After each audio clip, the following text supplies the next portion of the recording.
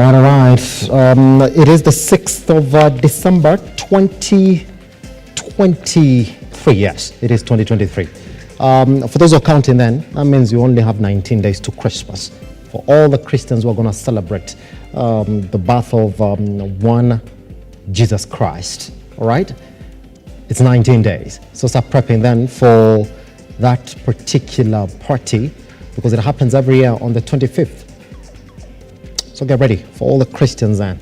It's 2 weeks. For any other person who's preparing for invitations, start now. Or you should have already gotten done with them. Presents and every other thing that you have put together, then saizi ungekuwa tayari. Ungeshakuwa tayari. As they say. Mapema ndio, I didn't want to say mapema ndio best. Anyway, and Lookuptv across all your social media platforms. My name is Simba statehousekenya. We have a lot to unpack this morning. Top on that, Margaret Nyakango is in court in unclear circumstances. We tell you how. We tell you why she shouldn't be in court. And we're going to talk about why some members of parliament or leaders from the azimio side are looking at this particular case as a political move. Now remember, she can't be fired. Controller budget has an 8-year term that is not renewable.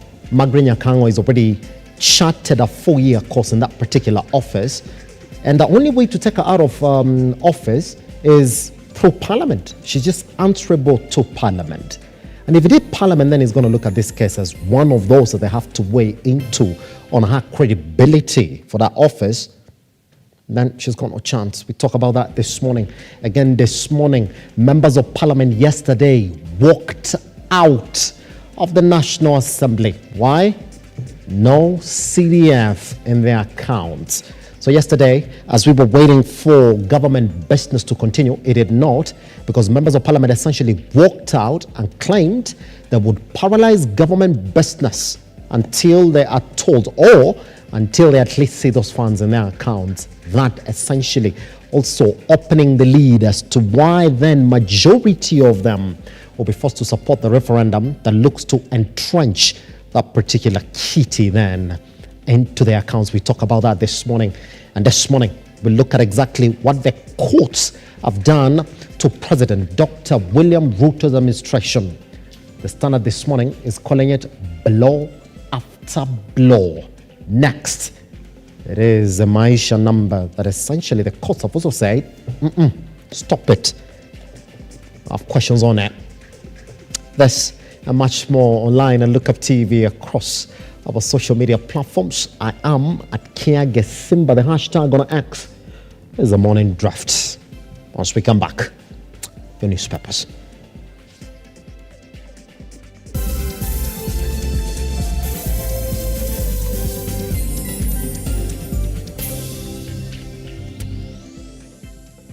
All right. Welcome back. Let's start with the Daily Nation this morning. This is what they're saying. Under siege. So it's what they're saying. Controller budget Margaret Nyakango is facing a battle to save a job after the state filed 4 fraud-related charges against her, which could set the stage for her removal from office. The charges against Dr. Nyakango, who recently disclosed suspicious inflation of salary budget, stem from a complaint made against her, wait for it, 9 years ago. So we're back at it, isn't it? And that's why majority of leaders who are looking at this particular case are saying this looks like a political move.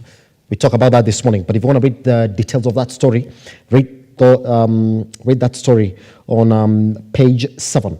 Now, she appeared before a Mombasa court yesterday, charged with fraud, forgery, operating a circle without a license, and uttering a false document. She denied the charges and was freed on a 500 shillings cash bail and an alternative bond of 2 million shillings. A case was set for December 13th. As it is, isn't it? We talk about that this morning. Also, story here on page 4 on striking members of parliament, paralyzed sitting over CDF delays.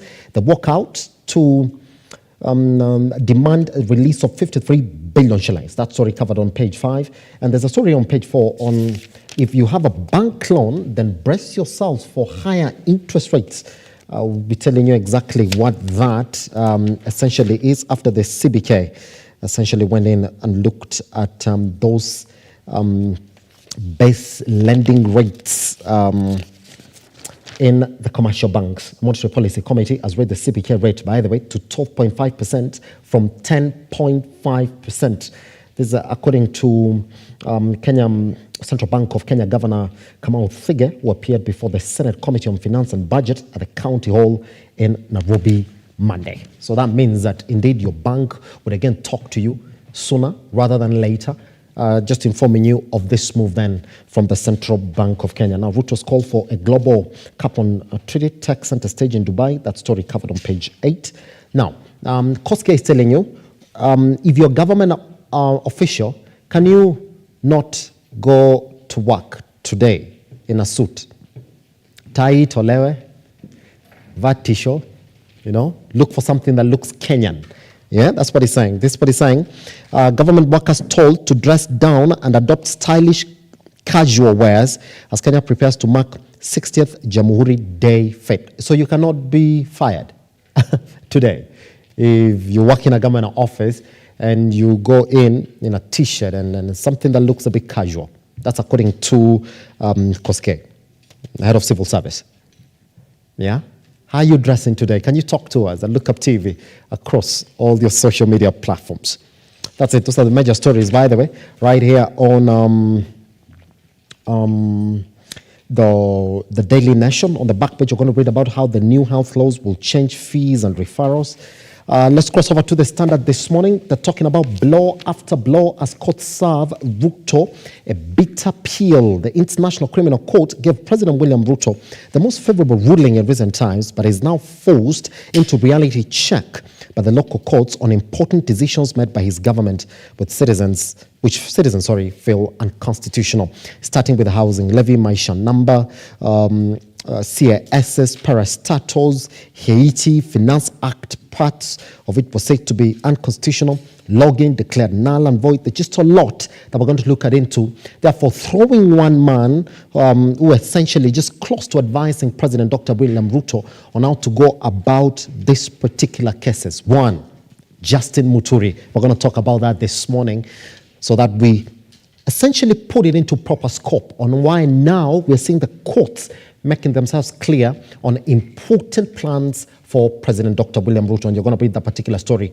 on page 4 and 5 of the Standard. This morning, again, Kenya is seeking 500 billion to plant 15 billion trees. That story covered on pages 10 and 11. There is also the same story about the revised best lending rates. After the MPC yesterday then met and revised that rate to 12.5%. That essentially means high interest rates in the banks. There's also a story here, this civil matter that sucked in budget balls. We're going to talk about that this morning. That story covered on page 2. There is the last page of the Standard this morning that is talking about Manchester United. Tonight, they play Chelsea, and indeed, if they lose, then one man is on the spotlight. That is Eric Ten Hag. Their fears that he's already lost 50% of his dressing room. That is a bit dangerous for that particular manager. And indeed, his performances of late have been put on the spotlight. Anyway, for anybody wondering, Arsenal continue winning on the log. We are at 36. When I say we, I'm not becoming objective. I'm very, very subjective this morning as an Arsenal fan. 36 points yesterday. Goals scored by Jesus, Martinelli, and we have Havertz, and also Declan Rice at the dying moment of that particular game, with Arteta receiving a yellow card for over-celebrating in the pitch. So all those celebration police, please come out and hit Arsenal hard for over-celebrating. We welcome it. This Saturday, Aston Villa is next on the chopping board. Tonight, all eyes on the weak club, Manchester United, the banter of Premier League era. Once we come back, cross over to the newsroom.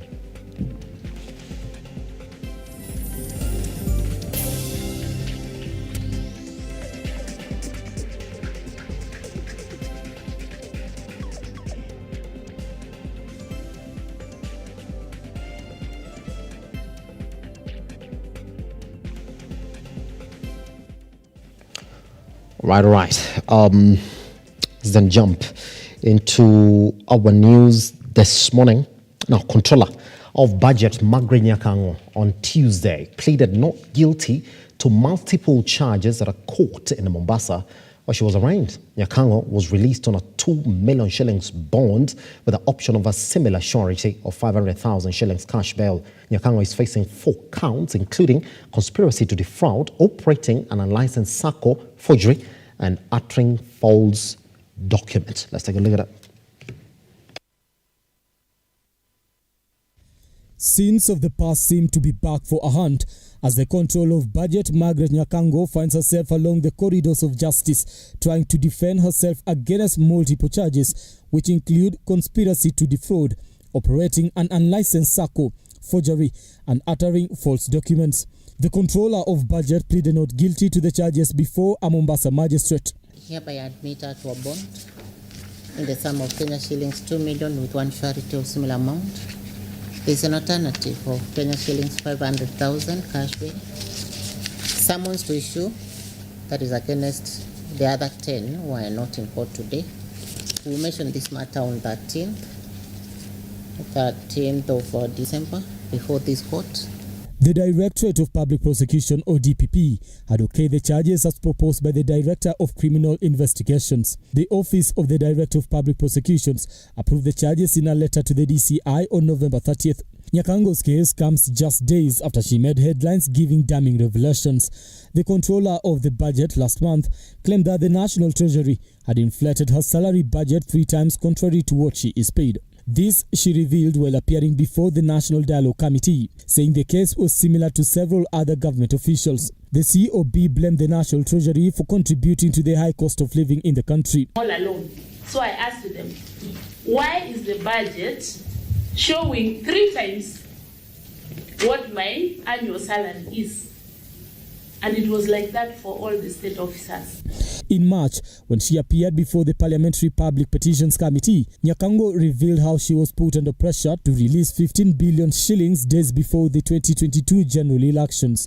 Her arrest saw a rise in online debate, with NARC Kenya Party leader Martha Karua voicing her opinion, arguing that Nyakango is the target of attacks solely because she recently revealed financial irregularities in the government. Taking to her X account, formerly Twitter, Karua wrote, timing suggestive of harassment and intimidation, especially coming after her revealing testimony at Bomas, thus siphoning government money at Treasury as scot-free, but the whistleblower is under arrest. The Controller of Budget report in September revealed statistics showing a whopping 83% of all revenue collected by the government have been spent on debt repayment. The report also stated that the country's limited financial crisis is being made worse by the government officials and their delegations' domestic and international travels budgets. Although her position in power enjoys the security of tenure running to 8 years, hers could be hanging in the balance, since one of the ways she can be bungled out of office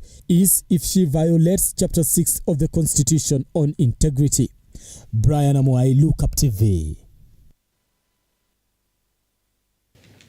Talk about that this morning. More reason to look forward to a big conversation. Now, National Police reservists have been redeployed in Baringo County in the wake of the increased banditry attacks in the region, while visiting Namba and Kamenjo areas that were recently attacked. Interior Cabinet Secretary Kithure Kindiki has assured residents of the government's commitment to weed out the bandits. After leaders from the Rift Valley region let out an outcry to the national government to deploy NRPs, famously known as Wajakoya, the Ministry of Interior Security has declared to effectively fulfill their wish. Tutaongeza idadi ya NPRs hapa. Sababu NPRs wanasaidiana sana na maafisa wetu. Na hao ndio first line of defense. Yes. Na tumesema vile NPR watafanya kazi kwa ushirikiano na officers wetu kuhakikisha hao wa majangili wakijaribu kitu ingine kabla hata ya chochote tumewalalisha chini. However, before the Interior Security Cabinet Secretary Kithure Kindiki outlined his Operation Malizo Halifu in the region, he had this to say to politicians. Tunaomba tusiweke maneno ya siasa kwa mambo ya usalama. Yes. Hakuna, tukiweka siasa kwa mambo ya usalama tutapoteza nchi yetu. Kindiki is still hopeful, even after decades of failing to control cattle rustlers and terror attacks. With time, the government collective efforts shall materialize. Shida ambaye imeumiza wananchi miaka 50 haiwezi kuisha na mwaka mmoja. Tutafanya vyovyote vile kuangamiza hii mambo ya wizi wa ng'ombe. We will defeat them. Later on, the CS had a little chat with the residents who gave their insights on measures that can be taken to curb insecurity in the area. Do what we call brutal disarmament. Nothing but brutal disarmament. Sisi tubaki na hii kifungu na pimbo kama hii tuchungei. Ruga Ivan, Lookuptv. All right, let's move on this morning onto the El Nino rains updates in the country, where more people have been reported dead in the last 24 hours due to heavy flooding caused by El Nino rains, bringing the total fatalities to 160. While updating the country on the rains havoc, government spokesperson Isaac Mwaura stated that the heavy rains will continue to be experienced in the western and central areas of the country. Regrettably, 6 fatalities have been reported in the last 24 hours. That is 1 adult in Kilifi, 3 adults in Taita Taveta, 1 adult in Narok, and 1 adult in Homa Bay counties. This has raised the toll to 160 deaths of fellow Kenyans. Mwaura further emphasized that approximately 31 buildings and 36 schools have been submerged, 31 schools out of reach, 5 schools continue to play a host of affected families, while the outbreak of cholera affecting a total of 105 people with 3 deaths recorded as a result in Lamu County.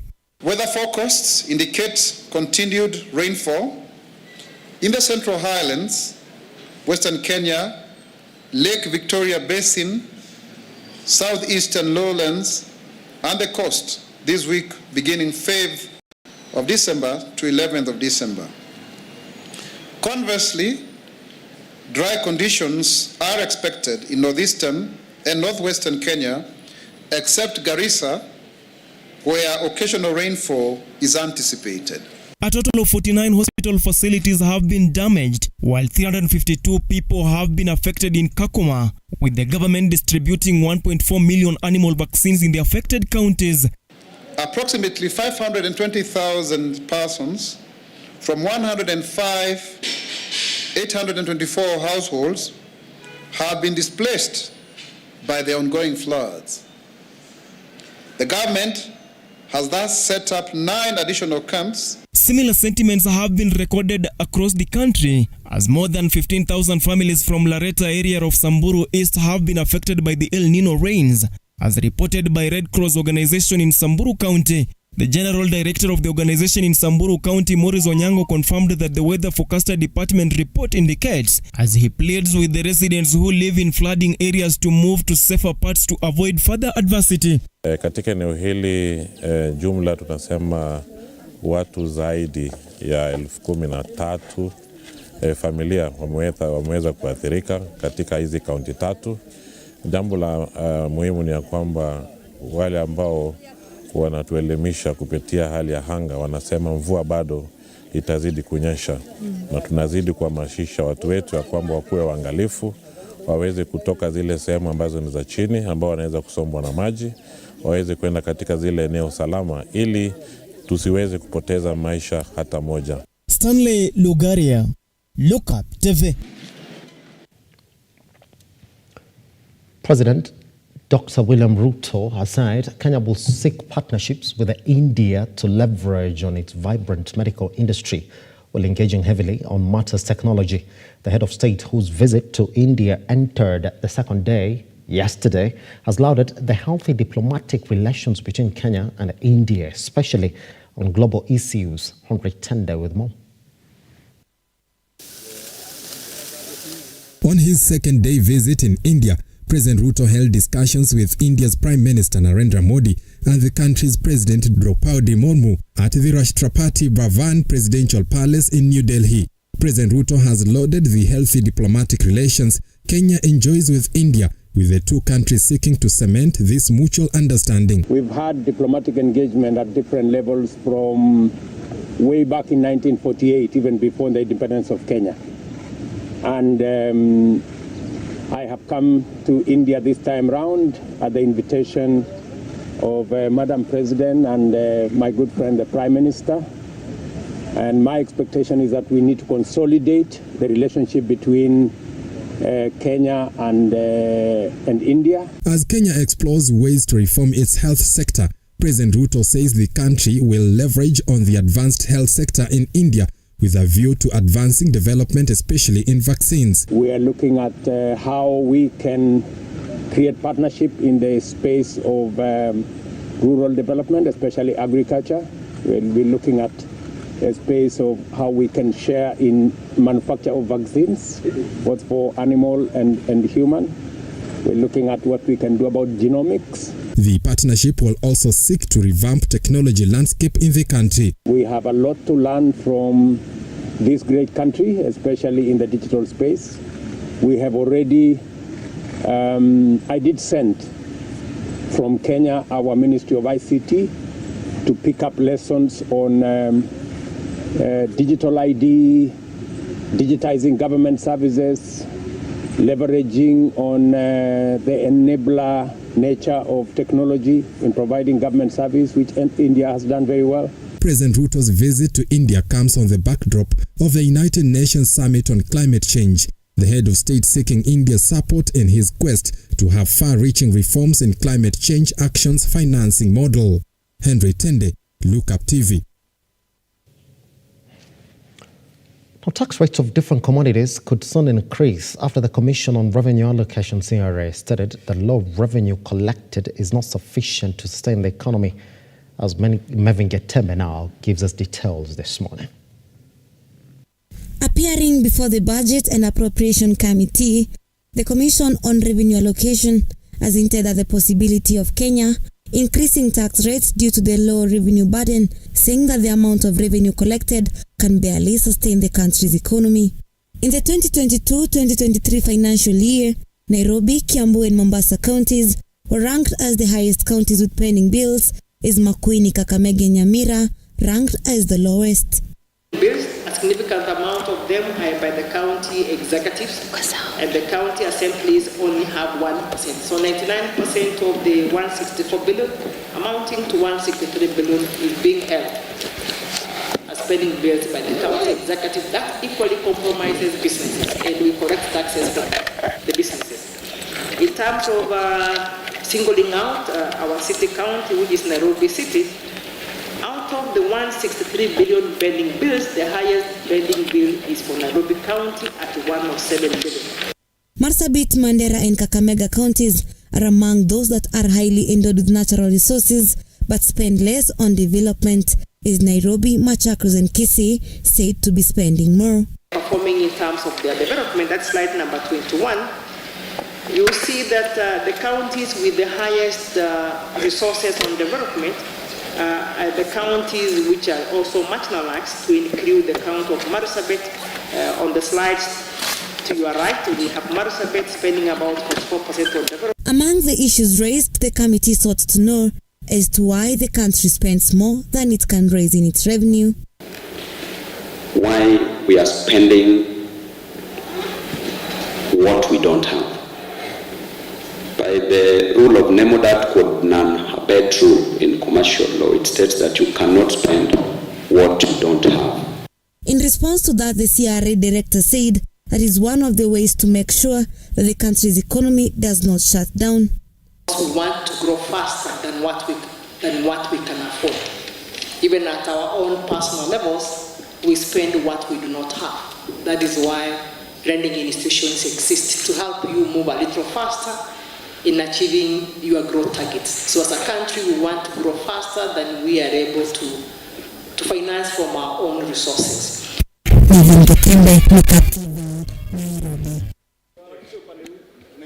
We do apologize for the quality of sound towards the end of that particular story.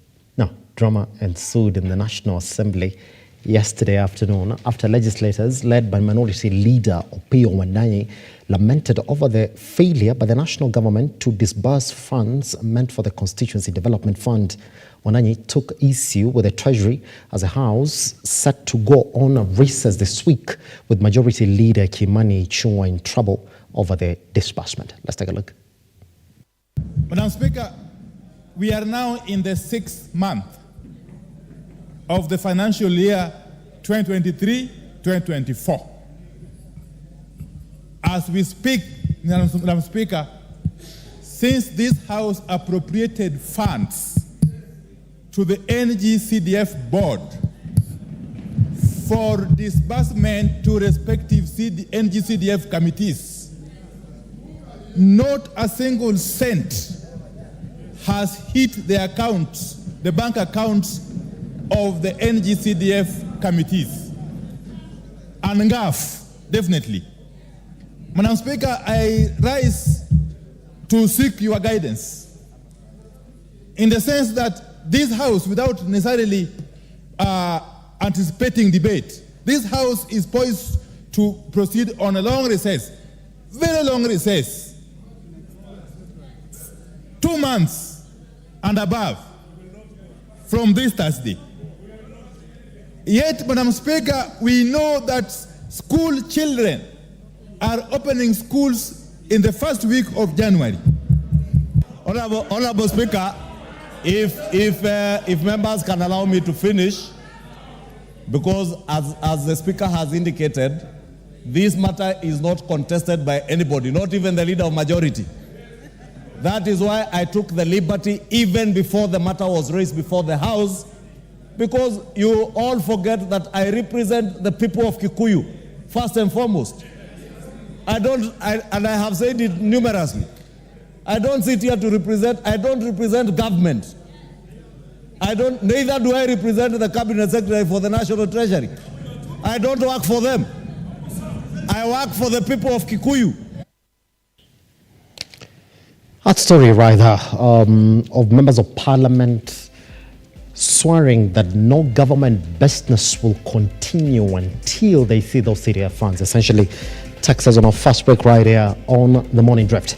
Once we come back, we'll be looking at an interesting case of Dr. Margaret Nyakango that has followed her from 9 years ago. In fact, one of the complainants in that case is surprised that she is back to court after they agreed that that particular case was done and dusted 9 years ago. The state has now taken her to court. Majority of analysts were looking at this particular case and saying, well, it was coming for her since, and I say this with a lot of reservations because I'm going to engage our guests who are joining us this morning.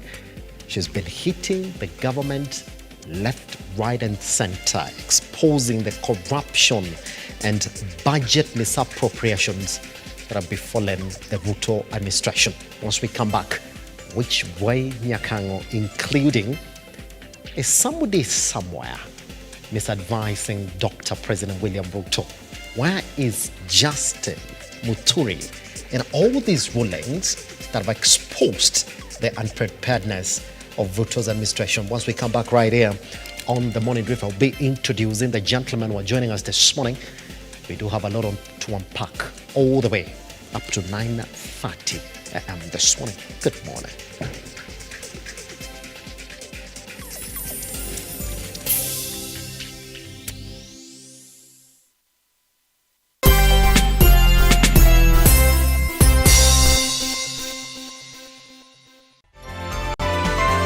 Infinity Industrial Park is one of the largest private industrial parks located along Eastern Bypass, Nairobi, which provides modern infrastructure for smooth operations for industries and business enterprises. Infinity Industrial Park offers world-class amenities and facilities with wide roads, a police station, a power substation, fire station, public transport stage, hospital, and shopping mall. In addition, Infinity Industrial Park also offers CCTV cameras, 24-hour private armed security patrol, sewer, water, fiber optic cable, and 3-phase power connection, added to public utility, canteen, and dining areas. Sail on the golden opportunity to invest in Infinity Industrial Park fully serviced warehouses at a special price of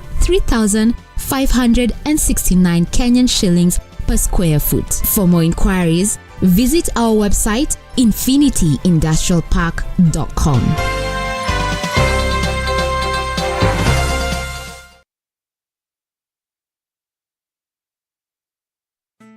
Once again, tuko hapa Angel Center for Abandoned Kids, all because of you. My name is Catherine Wanjiru. I am the admin, Angel Center for Abandoned Children. Our founder is Wamaitha Mwangi. We currently have 64 children, 32 going to school, and among those 32, 2 are special children, and we are left at the home with 32. Now the toddlers and the infants. To the RUTO Foundation, thank you so much for remembering us. Guys, we lack words. We lack words. We don't know what to say. Thank you for remembering us. You made a promise and you have delivered. And may God bless you. To my fellow Kenyans, as usual, cheza loto, sio ndoto. Angel Center tumeshinda loto. Every time you play Lotto, 25% goes to the RUTO Foundation, which supports our fellow Kenyans through various causes. Thank you for your help. Together, we are changing lives.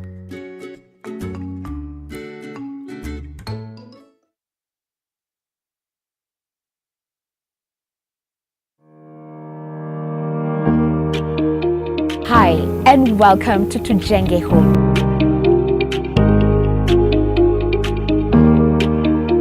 Your number one show when it comes to all things architecture, real estate, property development, interior design. You get it right here on Tujenge Home. When the food is ready. You want to serve them? Dinner is served. Yeah. Let's go. Let's go.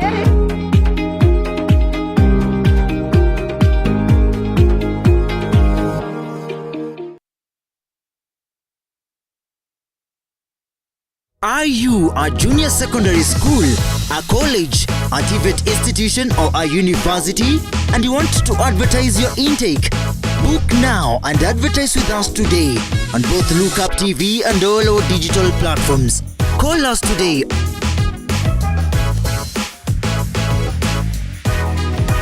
or email us on sales@lookuptv.co.ke.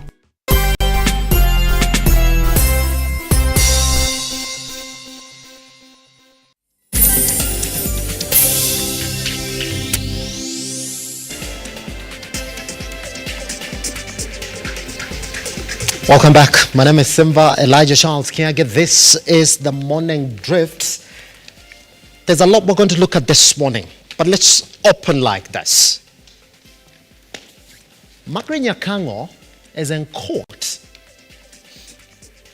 Interesting details in that story, and I indulge you to read the details on that particular story on the Standard. Because the ones who give better details on that, what that case essentially is. All of a sudden now, if you look at the Daily Nation this morning, they've essentially outlined it. Well, they've called it. They said she is under siege. That's the story right there. And by the way, we're going to talk about that particular headline as well. First, I want us to get into this story that was compiled by one Amai Brian yesterday on our bulletin right here on Bottom Line K, and then come back and talk about this particular headline. And after that, lay bare the facts on exactly whether she is under siege or not. Let's get into it. Scenes of the past seem to be back for a hunt as the control of budget Margaret Nyakango finds herself along the corridors of justice, trying to defend herself against multiple charges, which include conspiracy to defraud, operating an unlicensed SACCO, forgery, and uttering false documents. The controller of budget pleaded not guilty to the charges before a Mombasa magistrate. Hereby admit her to a bond in the sum of Kenya shillings 2 million with one surety of similar amount. There is an alternative of Kenya shillings 500,000 cash bail. Summons to issue, that is against the other 10 who are not in court today. We will mention this matter on 13th of December before this court. The Directorate of Public Prosecution, or DPP, had okayed the charges as proposed by the Director of Criminal Investigations. The Office of the Director of Public Prosecutions approved the charges in a letter to the DCI on November 30th. Nyakango's case comes just days after she made headlines giving damning revelations. The controller of the budget last month claimed that the National Treasury had inflated her salary budget 3 times contrary to what she is paid. This she revealed while appearing before the National Dialogue Committee, saying the case was similar to several other government officials. The COB blamed the National Treasury for contributing to the high cost of living in the country. All alone. So I asked them, why is the budget showing 3 times what my annual salary is? And it was like that for all the state officers. In March, when she appeared before the Parliamentary Public Petitions Committee, Nyakango revealed how she was put under pressure to release 15 billion shillings days before the 2022 general elections. Her arrest saw a rise in online debate, with NARC Kenya Party leader Martha Karua voicing her opinion, arguing that Nyakango is the target of attacks solely because she recently revealed financial irregularities in the government. Taking to her X account, formerly Twitter, Karua wrote, timing suggestive of harassment and intimidation, especially coming after her revealing testimony at Bomas, thus siphoning government money at Treasury are scot-free, but the whistleblower is under arrest. The Controller of Budget report in September revealed statistics showing a whopping 83% of all revenue collected by the government have been spent on debt repayment. The report also stated that the country's limited financial crisis is being made worse by the government officials and their delegations' domestic and international travels budgets. Although her position in power enjoys the security of tenure running to 8 years, hers could be hanging in the balance, since one of the ways she can be bungled out of office is if she violates Chapter 6 of the Constitution on integrity. Brian Amoai, Lookuptv. Castro, good morning, sir. Let me also take time to introduce Faith Mwangi to the studio. How are you doing, sir? Fine, thank you. Happy to have you around. Thank you. Now, gentlemen, at that particular instant, I want us to look at the headline that the Daily Nation ran yesterday on this particular story. And Sheila, if you can, could you kindly post it? It is rather, the one called it that she is under siege immediately when the details came out. Now, Castro, I want to lay bare where this case comes from. It comes from 9 years ago. And in fact, the complainant in that case, One Mwangi, she's saying she was a bit surprised that one control of budget, Miss Margaret Nyakango, if you read the details of that particular story on the Standard, she was like, hold on, I thought that particular case was done and dusted. We agreed that we're going to sell this out of court. Why is she back in court? I do not understand. So the state essentially picked this particular story because if you do remember, KWFT was essentially a state enterprise, so you would understand why that would be a matter that is of interest to the state. Sure. Let me begin like this. That particular headline right there from the Nation this morning, is that a bit too far-fetched? From the case that we are seeing, first of all, thank you for having us this morning. Castro. And from the case we are seeing in today, I would suggest, or I would say that there is a big network, or there's a big syndicate that is following up on this case, and this might be politically instigated. And her being an Uhuru's woman in that office, because she was appointed by former President Uhuru Kenyatta. Yes. And this government, of course, it has also its models and ways of doing things, and of course it also needs its prime people to be, of course, occupying also these prime jobs. And I think now they are getting these cases, or they are trying to, of course, manipulate and coerce these ladies so that they can get away, of course, to be able to plant their person in this office. Because when you're talking about the control of budget, and she's the lady who is calling out misappropriation of funds, and she's also calling out any plans of government or some people, some few elements in the government trying to swindle public resources through their offices and trying to influence or and manipulate the process that is due forward, so that public service is delivered.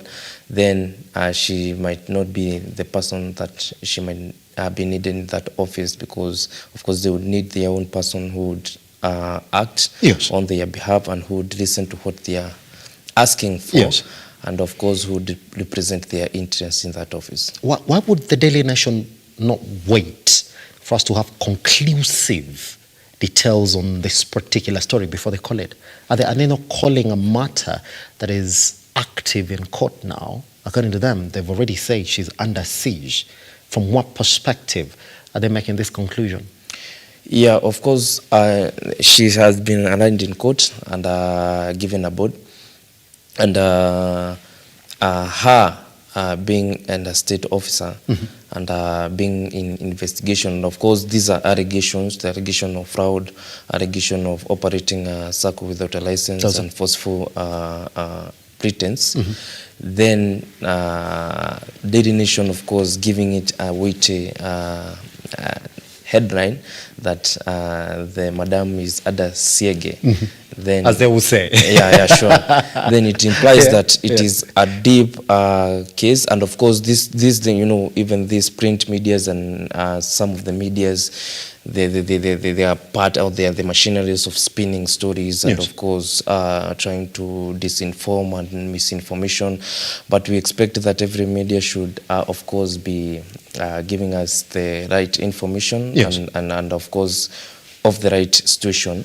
And in this case here, it is of public interest that the public should know exactly why this is coming up and how, even getting to that she was budgeted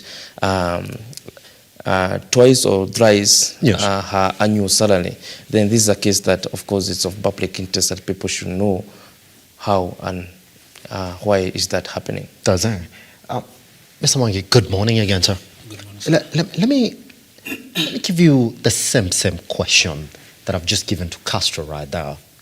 That the Daily Nation has already called it. We're going to look at the details of this particular case as we see whether indeed whatever allegations now we're getting told about this being a political move are true or false. I mean, the Daily Nation has gone and called it. They've said she's under siege. Is it too far-fetched? Look at how the Standard has called this morning. And Sheila, if you can, then you could actually give us that particular shot for the Standard as well this morning, so that our audience can also be part and parcel of whatever it is we're talking about. There it is. They're talking about our civil matter that sucked in budget boss. Contrasting headlines right there. In fact, according to them, that was not the major story. And we're going to talk about the other story that's on the Standard this morning as well. But you could see a difference in taste of those headlines. Did they reach too far, the Daily Nation, on it? Thank you very much for inviting me here. I think, in my own opinion, Ms. Wakango is being punished for her honest opinion about how she has been castigating the current government, criticizing the current government, that they are misusing the public resources. And as you know, with any government, whenever you start on the right track, you say that you are doing wrong to this, you are doing wrong to the public. Definitely, you have to be on the hot soup. Ms. Wakango says, actually, on my own opinion, Madam Wakango She's in that office. She's the right person to be in that office because she's telling the public this is where we are as a country. This is what we are. This is where we are in matters about misuse of public resources. Yes. So her yesterday it caught me attention, and I think it is a matter of time. It is about when. It actually her sacking. It was not why. It was about when. Okay, because for the last few months or a few weeks, she has been on a forefront telling the public that you know what, the government is misusing resources. Yes. I won't go into details about the headline of the Daily Nation and the other media, printing media. But in my own opinion, as my brother Castro has said, I think Madam Wakango should Nyakango, yes. She should accept that she is unwanted by the current regime. Yeah, would you say that? Because let me, Castro and Mwangi, please indulge me. Let's just cross over to this particular story, and I will tell you exactly what the Standard sort of went in and gave us the deeper details of what this particular issue was, and I sort of circled this particular case here, and let's read it. This is what the details are. Now, in the said circumstances, according to Justin Joki Mwangi, this was in the March 9th ruling, before she essentially said that this particular case doesn't have to sit with me here, can go somewhere else. It's not a case that I need to listen to. It's not in our juries. That's what she said. In the said circumstances, I down my tools for the dispute hearing to be heard by the Cooperative Society Tribunal under the provisions of Section 81 of the Cooperative Societies Act. All right? Yeah, sure. Now, I want you to listen to it. The amount that the complainant here, who was Claudia Mutungi, was allegedly defrauded through FEP Sacco was 29 million shillings. But this is what essentially is interesting here, that they did agree to settle this case out of court immediately after this March 9th ruling by Justice Joki Mwangi. That they agreed to settle it outside court. It was essentially, it's also a dispute resolution mechanism. We're done with it. Thank you, we're going to solve this outside court. So guess who was quoted saying, I'm very much surprised that she's back in court. The complainant here, who is Claudia Mutungi. It's like, oh wait, she's back in court. I didn't know. Because now the state essentially picked this case because it essentially falls on their area of investigations. I think how cooperative societies are getting run in this particular country. So 10 of them now, a case that started 9 years ago, it has now got engulfed in it. I mean, just people in those details. Because as far as we are concerned, this is a case that was done and dusted. Yeah, sure. We can talk about it. We shan't? No, we shouldn't. I think whatever is coming out, and her case is very, it's not special because we have seen other cases coming out like hers. And this just arises when she has critiqued the government about the dollar inflation and how the dollar is affecting the public debt, that the public debt is sharply increasing due to the dollar inflation. And of course, also calling out some misappropriation of public funds and, and of course, hyped budget on Saturdays, and of course seeing this case rising up just after she has called out the government, then I can assume, and I'm not concluding that, I can assume that there's a conspiracy in between these cases. And although I'm not suggesting or I'm not concluding that this is a political witch hunt, because if at all she was alleged forgery and false pretense, and of course operating a circle, a business without a permit or a license, yes, then should be called out by the law. Then the law, of course, has to take its course. It's not a case that, because you were appointed by a former president and then you have been alleged in court, and then every person who is alleged in court will always bring up a political issue, so that we can, the public can, of course, get to know that it is a political witch hunt. But at all, but at the end of the day, maybe she was alleged and she was, of course, maybe she committed these crimes, but it is the court now to determine. It's the court to determine, and of course we give the court now. It is in the courts now. We give the court its time to actually interrogate this case. Mwangi, but want us to listen, but it gets a bit comical. Let's essentially listen to this particular details of the story. You understand this one. And Castro, I want you to listen to it as well.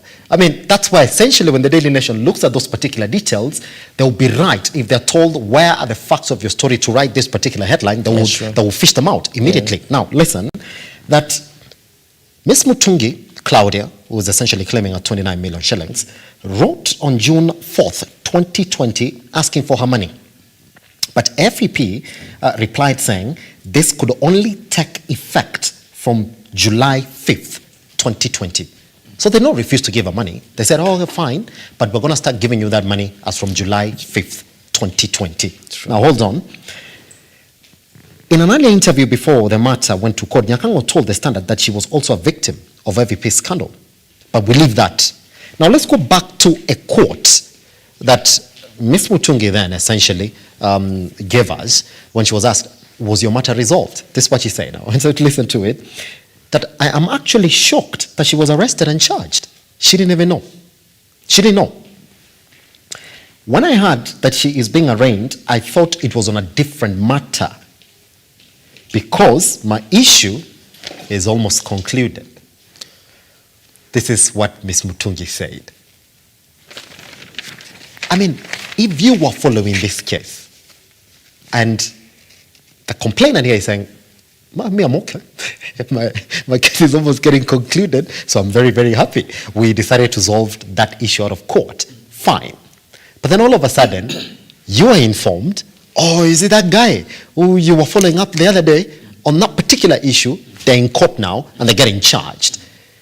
Is that why the Daily Nation is calling it Mwangi this morning, that, oh, she's under siege? Somebody somewhere is looking specifically at her and saying, how do I hit her? Is that what it is? As per how the Daily Nation is stating, yes.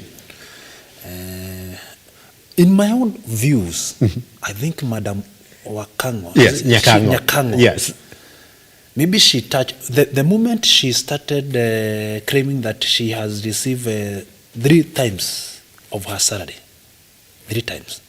I think maybe she touched untouchable. Is that what it is? Yes. I mean, the case is from 9 years ago. It is. Hold on. The case is from 9 years ago. It is from 9 years. Somebody just decided, it's time, Buana. Let's go in and see what we can hit. Is that what it is? But the question that, yes, that I will ask myself, yes, that you should ask yourself, yes, why 9 years? She has been serving for how? 4 years now. 4 years. 4 years now. Yes.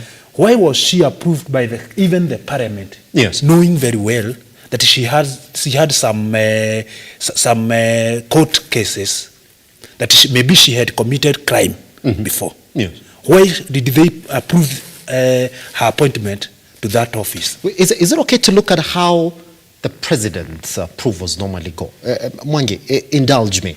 That in rare instances, if you're being picked by the president and then sent to the National House where the president enjoys majority, knowing very well that Jubilee was the majority party in the National House when she was getting appointed under President Uhuru Kenyatta's tenure, then it would be unforeseeable for her to go there and get failed.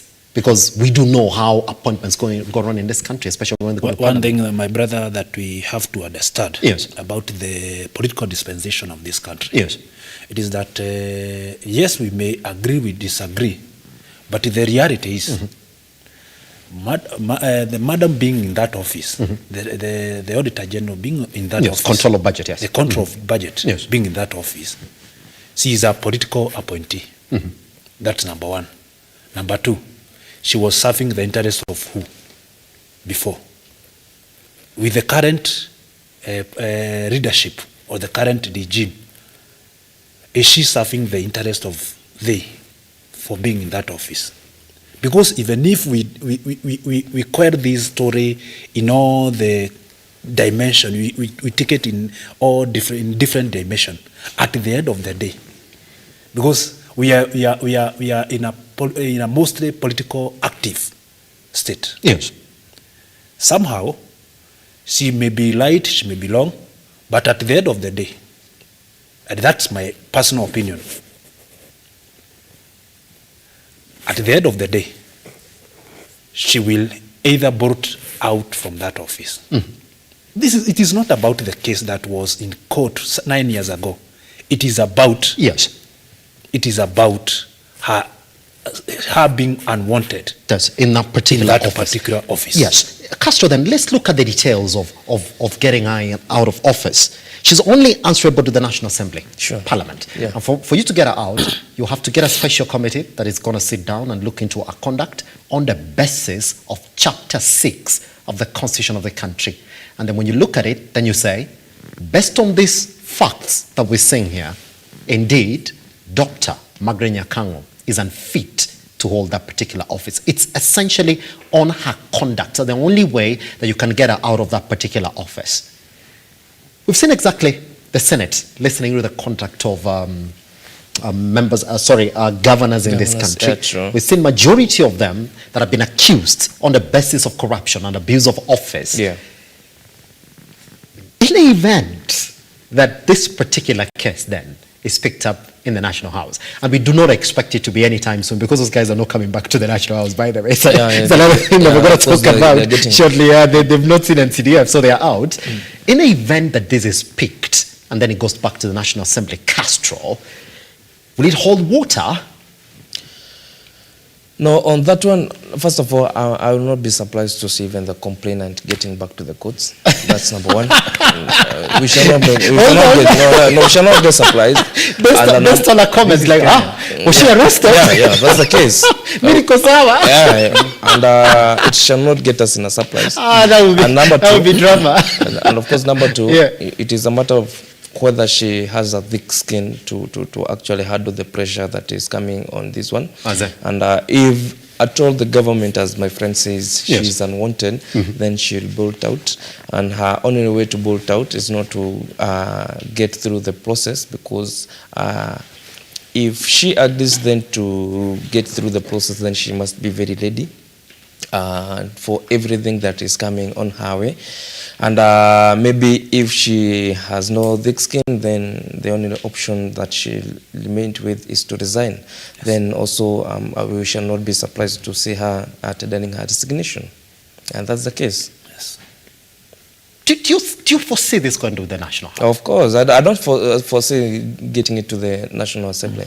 Maybe even if maybe it shall get to the National Assembly after much pressure has been put on her, manipulated, coerced, and then even when maybe after maybe even she tenders her resignation, then maybe the Parliament then may actually maybe agree now to take on this matter just to hide its political image. I will tell you what Senator Olakina essentially tweeted yesterday. There's a video here of when Margaret Nyakango appeared before that NADCO committee that essentially gave us a report that is now in front of Raila Amolo Odinga and Dr. President William RUTO.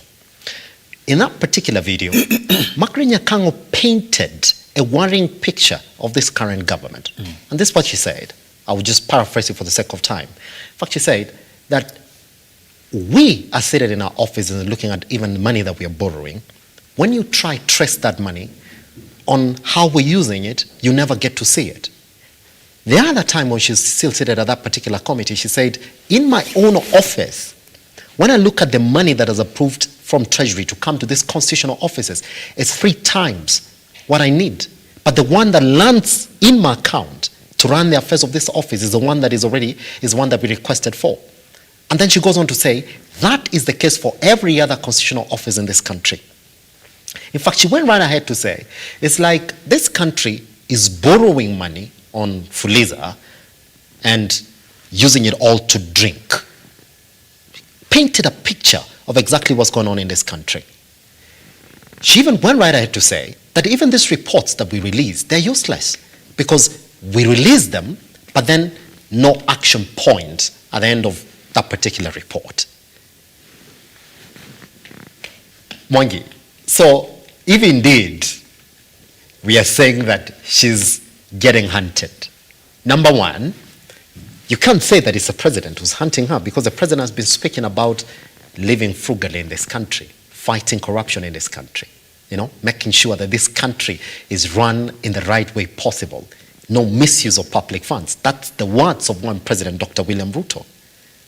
Every time he gets a chance to speak, he's promising Kenyans that every of their cent is going to be accounted for. And you like to think that the person who will be very, very happy with those statements is one Dr. President William RUTO. So you can't say that it is the president who's looking around and saying, get out of this office. Number one, my brother. Yes.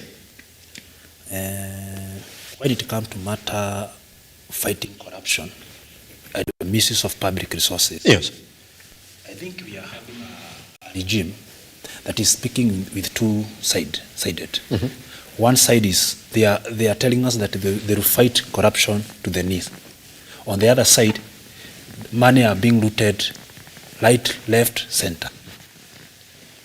The moment the control of budget, and I quote what she said, that her office is receiving thrice of what she's supposed to receive in her salary. But at the end, she's receiving the salary, the salary that she's supposed to receive. But in the actual figure, yes, those who receive the money that are being released, they're saying that she's received this particular amount of money. The question that you are supposed to ask yourself, and I know my brother will support me here, are we really serious in fighting this pandemic called corruption? Because if we are serious as a country, some issues that are coming there, it is very worrying. That we are telling they are telling the general public that hakuna pesa, but at the end, you know what is happening. You have your eyes. You can see for yourself that money are being misused. And when you try to speak up, that's where they draw the line. That's what I can say. Yes. That's where they draw the line. They are speaking in the morning, tutapigana na ufisadi, and to the head. Yes. On the other side, the people are doing their things in a ways that whenever you try to interrogate what is happening in that office, because I think, madam, what she's trying to tell Kenyans, you should not expect anything from the current dispensation, the current government. Yes. That's what I can say. Maybe my brother agree with me. Castro, could have you loved for her to get some sort of protection of some sort, knowing very well the office that she holds as a state official and the details of this particular case? As a lawyer, would have you maybe said, one, I do not want her to appear in court. We can represent her fully, owing to the case that is filed now against her. She's a senior official in this country who's essentially office runs on public trust. Right now is not the time to go right in and put her behind the docket, knowing very well now the amount of questions that are going to start flying on her credibility, because this particular case, the details are quite clear that the person who was aggrieved in this matter is saying, I'm okay. Even Margaret Nyakango herself is saying, even FEP itself owes me 500,000 shillings as an investor. So it looks like a case that even the courts essentially said, we do not see a clear fraud case here in this particular matter, the cooperative society tribunal is going to handle it, because it looks as if it's a matter purely in their juris, Castro. Yeah, true. They looked at it and say, well, somebody said you're going to start paying. Good. Somebody's also saying here that I'm aggrieved, I'm also an investor in this particular case. It's not essentially a case that we read into as fraud that we can actually charge on. So the Cooperative Society Tribunal in this country is going to look into that matter. The Cooperative Society looks into it, says, settle this matter out of court. The details we're going to handle ourselves. But 9 years later, you bring it up. Yeah, maybe sure. some sort of protection of some sort, Castro. You know, the law protects her. Yes. The law and the process and the procedures protects her, and she should not be worried of any insecurity or getting insecurity over this issue. Yes, unless it goes to Parliament then. Yeah, unless it goes to Parliament. Yes. But I said if he develops a thick skin, because if the machinery wants her out, then there is no other way other than to step out. Is it ever okay to say, Castro, that if somebody ever wanted out of office, it has to be from Treasury then? From Treasury? From Treasury Department. No, we can't conclude that way. Is that what, Castro? You know, yes. There's something that is, yes. you know, the office politics is deeply rooted, and the public will never know about what is happening in these public offices. Yes. You know, because these politics inside the offices and inside on the desks of these senior people has a lot of manipulations, negotiations, and of course coercion and compromises. So maybe for her, actually in this case, you know, but the courts, there's so many ways of solving these disputes, including gentleman's agreement to solve this issue outside the court, because that's the case that on her case and the complaint, that's what they agreed to do. Yes. But maybe if it's a witch hunt, and that's the case that I was trying to interrogate and looking at in a different angle. Even the state or her office being budgeted, or her salary being budgeted thrice, her annual salary, maybe she was smart enough to not take that offer, because maybe any common pedestrian in those offices would take jump at it immediately. That's an offer that he or she could not refuse. That's it. And maybe that was it was of course a way to get to her as a or tarnish her name, or name her as a corrupt, receiving the rise of her salary, and yes. she's not complaining, and she I think that must be a smart or a bold step to call it out, and of course to say that, say, I'm not supposed to receive this amount. It is 3 times what I should be getting, and maybe that was a plan, but it failed to work out. I was trying to figure it out. Does it? Yeah, sure. Gentlemen, I want us to leave Margaret Nyakango and exactly where she stands at this particular point, because it looks as if it's a case that we have to track 9 years back. The main complainant in that particular case is saying, well, I'm okay. I've got no problem. I feel like my case was handled. It is now back to Margaret Nyakango. 10 of them were charged at a Mombasa court. The details of the story is that she was released on a 2 million shillings bond with a surety of the same case of 500,000 Kenyan shillings. We'll leave it there. I'll be calling Castro Mwangi then on the set, even if this does go to the National Assembly. But guess what? I do not think that particular motion is going to cross to the National Assembly anytime soon, because those ladies and gentlemen have said, atuendi hapo mpaka tuone NCDF. Once we come back, these gentlemen have to figure out 2 things. NCDF has been a contentious issue now, knowing very well that the courts made themselves clear on it. They called it unconstitutional. 1. Number 2, members of parliament are now saying, we need that money now. There is no way we're going to go back to our constituents this Christmas and tell them we've got no money for the bursaries of the kids once they go back to school in January. Which way to go? Are these tell signs that this particular referendum that we're talking about here is well poised to get support, both from the opposing side of government and the government itself. Once we come back right here on the Morning Drift online and Lookuptv across all your social media platforms. On X, I am at Simba.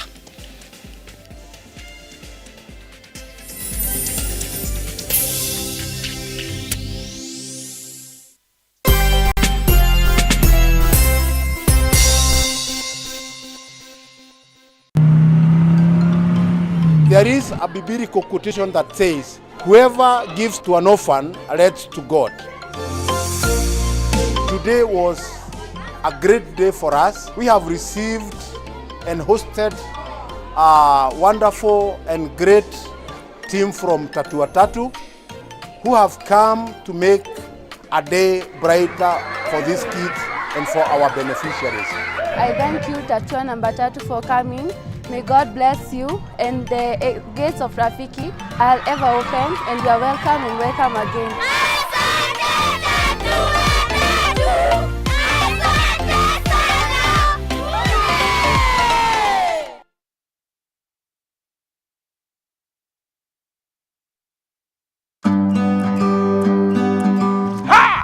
Kipindi ni ukulima ni mali na Manjoro. Kumbuka hapa ndipo unajifunza mambo mengi kuhusu ukulima. Kilimo ni uti wa mgongo wa nchi, na ukiwa na Njoro unajifunza. Kumbuka, angalia mwenyewe. Tunakuambia ukitaka kujua tips za ukulima, ungana na sisi kwenye Lookuptv. Every Sunday unatukuta pale saa 10, tunakuonesha kuhusu ukulima. Ukulima wa mimea, ukulima wa ng'ombe, ukulima wa kuku, ukulima wa mbuzi na yote ambayo yanahusiana na ukulima. Kumbuka nini? Kipindi ni ukulima ni mali.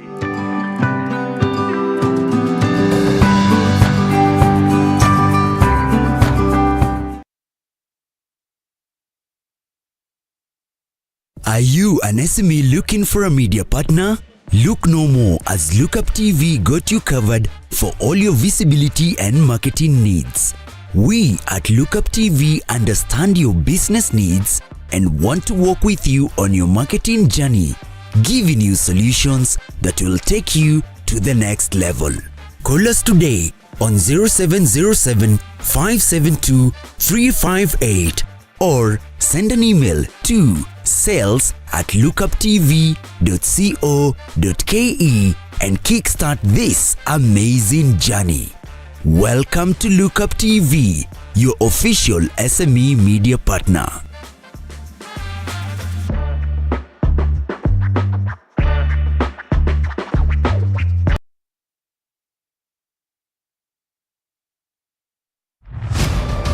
As the night falls, we come to life to bring you a comprehensive broadcast from the numerous events happening across our 47 counties. When it breaks, it matters, and each story is important. If it's Thursday, join me, Nancy Lima, and my able panelists as we break down the law jargons and analyze the Constitution in a way only you can understand. The news cycle never stops, neither does time. We cover each and every sector and present you factual and accurate occurrences. This is where facts win the day. Join me, Nancy Lima, Ian Keitani, Tuesday, every Wednesday, Thursday, as from 9 p.m. on the Insight, only on Lookuptv.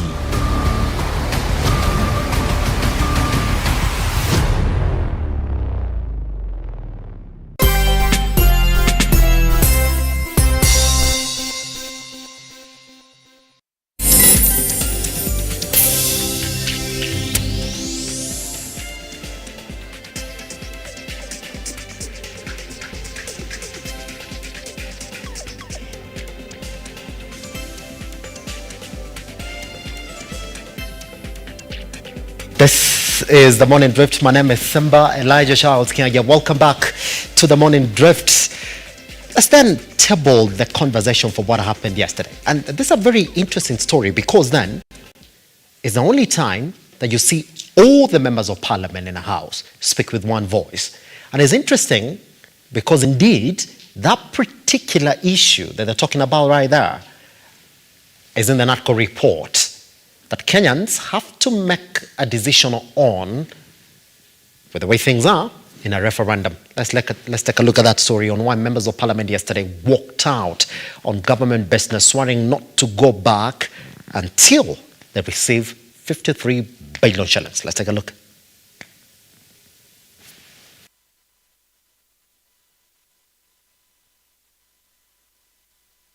Month of the financial year 2023-2024. As we speak, Madam Speaker, since this House appropriated funds to the NGCDF board for disbursement to respective NGCDF committees, not a single cent has hit the accounts, the bank accounts of the NGCDF committees. And NGAF, definitely. Madam Speaker, I rise to seek your guidance in the sense that this House, without necessarily anticipating debate, this House is poised to proceed on a long recess, very long recess, 2 months and above from this Thursday. Yet, Madam Speaker, we know that school children are opening schools in the first week of January.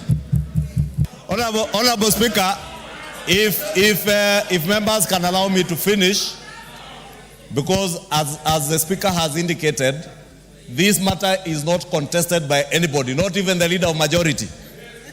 That is why I took the liberty even before the matter was raised before the House, because you all forget that I represent the people of Kikuyu, first and foremost.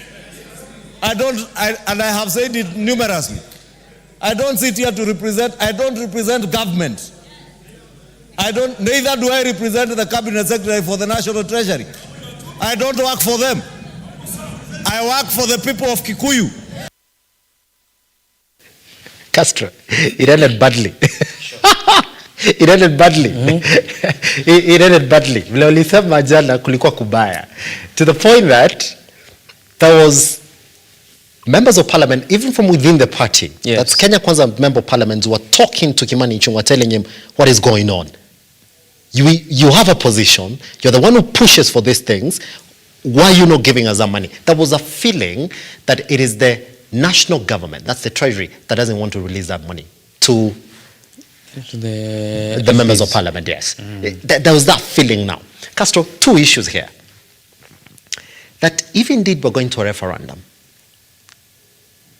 it looks as if those members of parliament have an area to come out and really champion for that referendum then, to entrench these particular issues in the constitution, because as it stands again, anybody can go to court today again and stop CDF and GAV essentially getting to the members of parliament and the ward representatives. Exactly. Is that what we're saying now? Could you read around that emotion? And is it ever okay for members of parliament to walk out of the National House and say, we're not coming back there until we see that money? Yesterday, of course, we experienced the paralysis of the House, Yes. and the business house never continued as the MPs walked out in solidarity, and whatever they were calling and they were asking is the release and disbursement of NGCDF funds to the constituencies. And this is coming when we are also getting to holidays, because they are getting to recess, long recess, yes, from Thursday till February. And it is at that time then in January, students are getting back to school. And it is this time when we are experiencing also some heavy tasks on and heavy duties on the parents when it's come to clearance of school fees. I know this NGCDF is very critical and very important when it's come to funding of schools finances, because these bursaries has come to rescue some of the students who never get to school, but they have enjoyed this disbursement of bursaries to them. And I agree that the funds is important for social development into the communities, and these MPs being the representative mandate of the citizens from every constituency, then they have the liberty to actually walk out in the house and ask the treasury to release these finances. But it is a question of whether the government or the treasury is willing to release, or there is no money. That's what we don't know. Is it the government or or is it the treasury, the cabinet secretary, that is not releasing it, or is it that their budgeted finance is not enough for them to be dispersed, or there is no money in the coffers? That's a question. Then you have to get light from the treasury. Yes. Yeah. On that particular issue that I asked you about there, that it looks as if, should that document for NATCO essentially go to a referendum? Yeah. Well, majority of members of parliament have spoken about that particular document. In fact, even the likes of Ndidi Nyoro, the Kiharu member of parliament, when you hear him say it's a nonsense document, I do not think that majority of Kenyans now want to be, again, troubled to go to long lines to vote for a document that's just creating positions. Yeah. But should it go out as a single document that Kenyans have decided on this and this and this and this referendum? It looks as if now the members of parliament are sort of tied. Whether you like it or not, you gotta support that document, because it's gonna give you the power constitutionally to run this fund that is now, you would say, essentially got into headwinds with even the courts. Sure. Yes. Now, of course, MPs, I know before this finances released to them, they rubbish it because they are angry, and they are angry too. And they will rubbish it. But entrenchment of NGCDF and senators' oversight fund to the constitution, then they will get themselves supporting it unknowingly. Yes. And they will never be coerced because there is something inside for them. Just like whatever there's something inside for the president and there's something inside for the opposition. Then I don't know whether there is something inside for Wajiko and the hustler, but the Wajiko and the hustlers, they are afraid of betraying their interests. So, and it's not a surprise that they will vote for it, even if there is something, even if there is nothing for them in that document. That is the culture of the citizens, unless they are mentally decolonized on that. It is our interest first, and then the interest of the public offices second. Does it? Mwanje, let me also get your views on that, that it was a uniform voice, regardless of the political divide yesterday. Musa Okimani Ichung'wah got a lot of heat from the Kenya Kwanza members of parliament in the national, to the point that he started telling them, when I don't work for the government or the treasury, I work for the people of Kikuyu, I'm just like you guys. I'm also demanding for it. That uniform voice, is it a telling fact of how these members of parliament are going to support that document in case we get into a referendum? Some have been lavishing the document as it is of no benefit to the citizen. Yes. But I think with the entries of NGCDF and GAF in the document, maybe majority will support more so from the government side. Majority will support the document. Because with the current lagos that there is no disbursement of NGCDF and GAF, I think they are feeling the pitch, they are feeling the heat, and with that, they will ensure that the document is entrenched into the constitution, into the law. And with that, I think majority might support the document. The entire document, isn't it? Yes. With my views, on government side, they will not dare allowing the government the document to go into a referendum.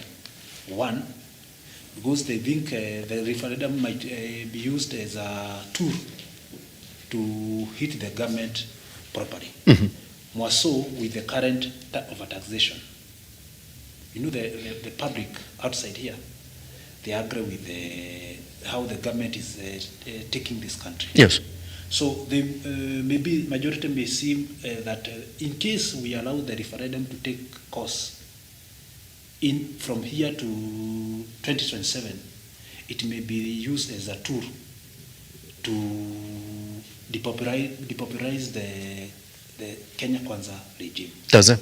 So I think maybe majority. In this particular instance, that I kept on asking Castro about this, that there's something that I failed to understand, that the special situation that we have right here on this particular document. It looks as if Raila Amolo Odinga is going to support it, Mwangi. I mean, is actually saying, well, I'm going to support this particular document. He's actually gone in and said that this document, the way it stands, there are a couple of things that are good for Kenyans in it. And he's actually said that we're going to go to a referendum and try and support this particular document. How are Kenyans going to react on it, Mwangi? I mean, are we going to say... And then that's the question I asked. You know, it's not clear, Castro. Yes, sure. Because what does Raila Amolo Odinga want from this document? What do these members of parliament who are saying no to this document want, essentially? Because then, it's as if we say, let's go to a referendum, and we're saying that right now, currently as it is, the government does know that if they take it to a referendum, then it's going to fail, knowing very well the emotions of Kenyans around the cost of living and the taxation regime in the country, then is somebody somewhere not telling the truth? Because if Raila Amolo Odinga then is saying, well, let's go to a referendum, knowing very well the majority of Kenyans are going to say no to majority of the proposals in that particular document. And if RUTO knows very well that right now, if I go to a public vote, then I'm going to lose. Then why come around and say, let's support this particular document? Do they know something that they're not telling us, that indeed the eventuality of that particular document? My brother has said, yes, I think Castro has put it as it should, that Kenyans, unless they are decolonized, majority, I say majority, almost 80%, yes, they are used as a voting machine. Their work is to vote. They follow whatever they are kingpins, the route they follow, that's where they follow. Yes, sir. But I think if somehow the people, we take the document in a very serious manner, we put our politics aside, those who in the government side and those who in the opposition. Yes. I think the government the document has some ways of that it will curb some issues that we are experiencing as a country. Yes. And I think it is a high time we look the document without emotion. Does it? Castro, is the question that I'm asking, that we're sort of agreed to the fact that now, if you subjected the government to a public vote, the way things are currently, then majority of people are going to say no to the government. Yes, true. So the question is this then. I mean, looking at how the members of parliament acted in the National House yesterday, you can see that they want some of these proposals to go through. Yes. They do not want NCDF and GAF just, touched in any way. They want to control that particular funds. If RUTO knows very well then that you can't subject that to a public vote. Yeah. Because if you're going to go in and then say, let's vote on this and change the constitution on this basis, that becomes a public vote for or against the government. And if we are clear then the majority of people in the country now will vote no to a proposal by the government, do those two gentlemen, one Raila Amolo Odinga and one Dr. President William Ruto, know very well what the eventuality of this document is going to be, since they are both supporting a referendum? Yeah. You see, when we are coming to a popular vote on a referendum, yes, of course, it comes with cost, and it comes with a lot of political bargaining, yes, and a political contestation, yes, across the country. But maybe if the two gentlemen will agree to go by parliamentary means, yes, then it will get us just the MPs and senators deciding on this document, and whatever it's agreeable, whatever it's given by the law, yes, that it should be decided by the representatives and the mandates of the citizens.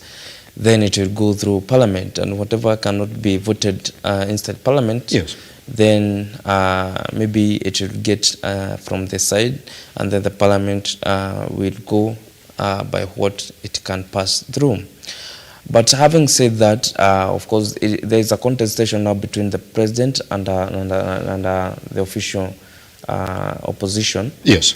Raila Odinga, because from the statement that former Prime Minister read, it is clear, and from my speculation, it was clear that we have to decide between the three whether we want a hybrid, whether we want parliamentary or presidential, and that can only be given through a referendum on a popular, because the people, it is the people who can only decide about the structures of this government. Yes. And the change of the system of governance.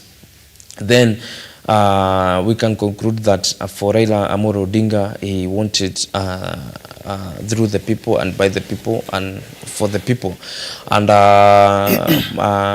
President William RUTO, of course, has suggested that this document will be tabled in the National Assembly for the MPs to interrogate, to debate, and of course to give it the light of the day. Yes. And if we get back to the time of BBI, there was a contestation between the economy and the BBI. And by that time, we had a very sharp and swift opposing side. By that time, they were named as Tanga, who the member of parliament and the likes of some of us who were supporting William RUTO by that time. Yes. And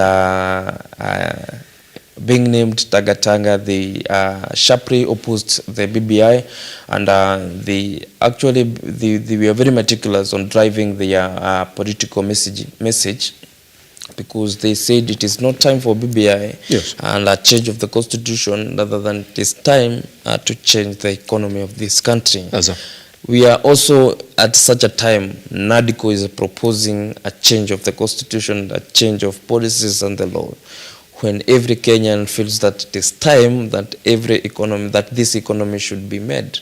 So the same situation is getting us at this time when we have a different government. The people who are opposing BBI and actually prioritizing economy, of course, it's here also proposing a report of a constitutional change and taxed also to make the economy. Maybe the Holy Spirit now will guide us on that one. But I believe, and I can see that the opposition is supporting NADCO, and also government is also supporting the NADCO report. And there is no such a team, lethal activists, and very sharp and very meticulous when it comes to political messaging. Yes. That can oppose this NADCO report. So whatever we should be expecting is a sway through and a go through of this NADCO report, because there is I don't see Mother Kariu and Jeremiah Kione opposing this one. That team is very confused. Yeah. Pretty much. Gentlemen, I beg your permission so we move into the last issue this morning, which is a very big issue. Sheila, if you can see, we're calling it RUTO versus courts, who to blame? Good. Now the biggest news, by the way, the majority of Kenyans, I don't know why it didn't become like breaking news, and I don't know whether Castro you treated as breaking news, or you say that case by ICC? Completely dead now. Yeah, sure. In fact, it is dead. It's completely dead. It is very done dead. and dusted. Done and dusted. Yes. Yeah. Just there. a topic. Yes. I do not know why majority of Kenyans didn't come out, and even right here at Lookuptv, we didn't run it as breaking news. Maybe I'll be asking Job, our editor, why we didn't have conversations around it. But then there's a sharp contrast then. And Sheila, if you can then please, could you give us the standard this morning so we can actually get to look at it? And it's a big story that indeed for them was just a contrast of how international courts have treated Dr. President William RUTO versus how we are treating him. This is it, blow after blow, as courts serve RUTO a bitter pill. Gentlemen, I mean, there's so much that if you start just to look at exactly how courts have ruled or made themselves clear in RUTO's administration, you wonder, maybe somebody somewhere is not doing their job. So yesterday we sat and said, hold on, majority of these cases, starting from Maisha number, which formerly you do know very well was Huduma number, housing levy, health insurance, and all these other things, they were actually ruled on in the previous administration, majority of them, Mwangi. So we said, can't we look at somebody who's not doing their job? Then we started digging around and said, who is this who's responsible for advising ministries in the country on legal framework and policy in this country? We found one man, who's Justin Muturi now, as the Attorney General. He's the one who's supposed to make sure that all the ministries in this country, or legal framework is in line with the law, so that we don't step out. Good. So, for the sake of our audience, let me just read for you what the Constitution envisions the role of the Attorney General to be. And I will read it. Formulation of legal policy and ensuring proper administration of Kenya's legal system, including professional legal education. All right? Now, assisting the Attorney General in this particular role is the Solicitor General, who works, actually now the Solicitor General is the right-hand man for the President. Yeah, true. Now they're telling, no, you can't do that because of ABCD. So we looked at two gentlemen. Let's start with Justin Muturi. Mwangi. That indeed, when we are asking the question, who to blame on this particular issue, then start with Justin Muturi. He's a man who's been quite muted in his responsibility as the Attorney General. In fact, in rare occasions, since he took over that particular position, Mwangi, have we seen him come and declare himself on a couple of issues in this country. Mwangi, if we were today to call upon him to come and tell us why the housing levy has failed, when indeed there was a ruling made on it, why SHIP has failed, why cutting down of trees in this country has failed, when there was a ruling on it as well, you will start to ask him, Asa, are you really doing your job? Is that what the president asked him this morning? Thank you very much. Yes. I think the Attorney General is not doing his work. Yes. Having been in serving both as a National Assembly Speaker for almost 2 terms, yes, having served as a magistrate of High Court, yes, he's a man who is rich when it comes to in matters law. Mm-hmm. But in this case of whatever is happening in the current, him being the Attorney General of this country, I think he's a man who is not serving as himself. Maybe he's serving as his remote control from a certain room. Yes. That's the question we are supposed to ask ourselves. Yes. Number 2, I think maybe there are other men who are surrounding the president who are not telling him the truth. Yes. They are misguiding him in matters, the policy that he's bringing to the public, mm-hmm, the matters, the rules that he's formulating. Yes. I think they are misguiding him. And with that, the man to be blamed, it is none other than the Attorney General. Why would they want to misguide the president, Mwangi, on these particular issues? Let me remind you again. And by the way, if you looked at the failures and successes of the previous administration, mm-hmm, one Uhuru Kenyatta, mm-hmm, we looked at one man again, the Solicitor General. I mean, by the way, if you do remember, Uhuru Kenyatta was branded as a crook, a man who could not listen to court orders, a man who would not listen to any legal advice in this country. We looked at one man who was Njem Muturi, was the Solicitor General during his tenure, and we said, if you were to blame Uhuru Kenyatta, then start with the right-hand man, who's the Solicitor General, Njem Muturi. He's the one who sort of looked as if he was just seated there to earn his paycheck according to the Constitution and go home. Why now can't we look at the current Solicitor General, who's James Moses, and also start asking him, why is he not doing his job correctly? I think the Solicitor General, James Moses, yes, the James Moses, he's supposed to come out and advise the president that this is what we are supposed to do, yes, this is what we are not supposed to do. But in this scenario, he seems to be a man who is relaxing on his office, yes, waiting for his exchequer salary at the end of the month. And these people, what they are supposed to understand, at the end of the day, if the president fails, they are the people to be blamed. If the president succeed, they are the people to celebrate. But in this scenario, it is a different case. They are doing opposite. It is a kind, they are working to ensure that they bring down the regime. That's it. But that's the same thing. You see, Mwangi, whatever you're saying there, it's not that, you see that particular statement you're saying there, it's not like we didn't see it in the previous administration. You see, Castro, this same statement here, I sat in a studio somewhere else and somebody said, guys, you see, that's Solicitor General, Njia Muturi, former Solicitor General in the Jubilee government. I said, well, he was working to bring down one Uhuru Kenyatta. Why would J. Mose now work to bring down RUTO unless somebody somewhere is not listening? Can we sit down right here and say that Justin Muturi and Shadrach Mose are not doing their jobs, when in reality some of these issues are planted? Castro, let me open you to one case that exposed this government in a very bad way. Number one, the housing levy. Okiya Omtatah stood when President Ruto had visited Siaya County. That is his county. Stood up and told them to his face. It's not like it was a media briefing. No, the president was right there. He told them, we will support you in your government agenda. Some of the things you're doing are really good. But then he looked at him in his face and told him, but you see this housing levy that you're trying to introduce here? Your predecessor, Uhuru Kenyatta, introduced it. I told him why it was wrong. I tried to convince him why it was wrong. He didn't listen. I went to the courts. The courts made themselves clear. He turned around and looked at President Ruto, told him, you see, you've not changed anything.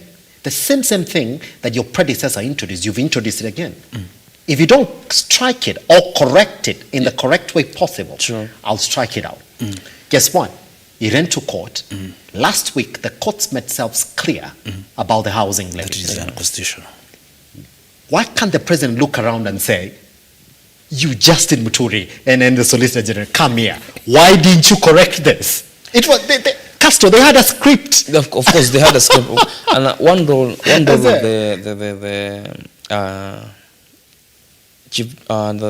Attorney General, because he is the legal advisor to the government, and he represents the government in the legal frameworks and the legal high tables. And of course, maybe they could be advising, but maybe there's nobody to listen to them. Or this possibility is bigger than them. Is that what you're alluding to? Because then, if the president is not listening, Castro,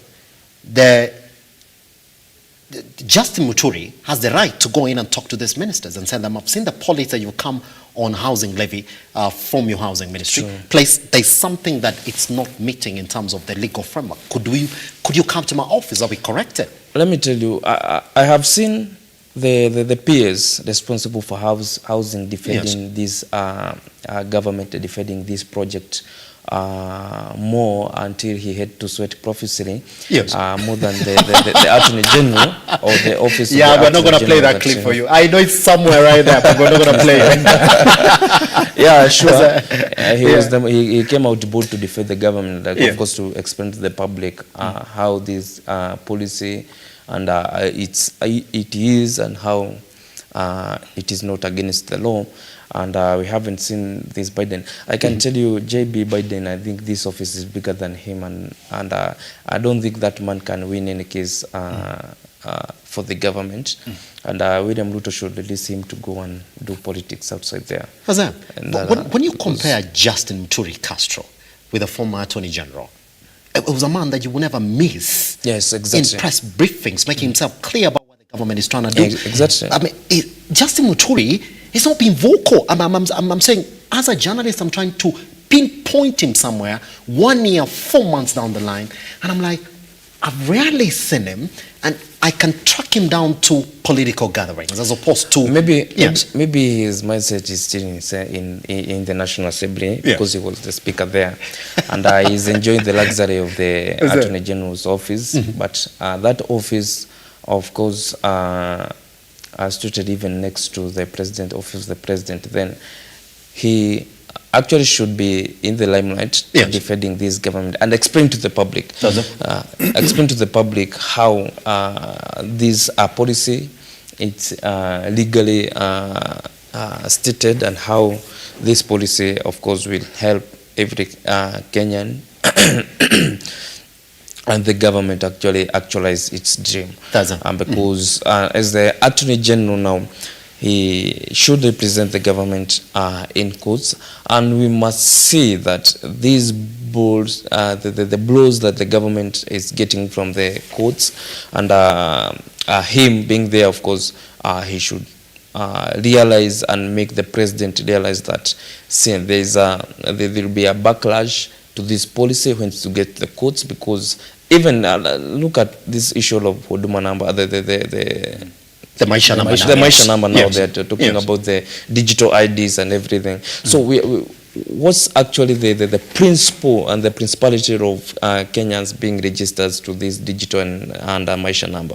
We had the Huduma number that never saw the light of the day.